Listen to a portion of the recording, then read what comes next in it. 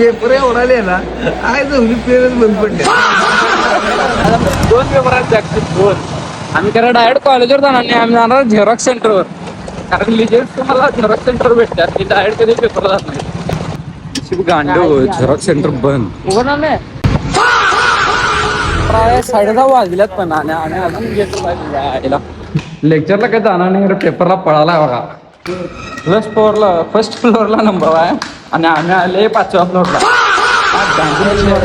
लढतरच अजून पेपर सुरू झाला नाही, दिवस सुरू झाला नाही अजून आणि आमचे हे लढतरी सुरू झाले आता पेपर. जायचं कुठे जायचं आपण आता? काय रेग्युलर संध्याकाळी बॅग यातच आयुष्य. कॉलेजमध्ये इथं आमचं एक्झाम सेंटर इथं वरती आहे आणि इथं कॉपी पाडत बसल्यात. 3 वाजल्यात, माझा काय बॅगचा पेपर नाही आहे आणि आता वातावरण कसं झालं. काय झालं? सापडला घावलाय बघा, घावलाय घावल्या. मी ओळखलो हे आता बास म्हणलं, लगेच बंद केलो लिवायचं. काय झालं?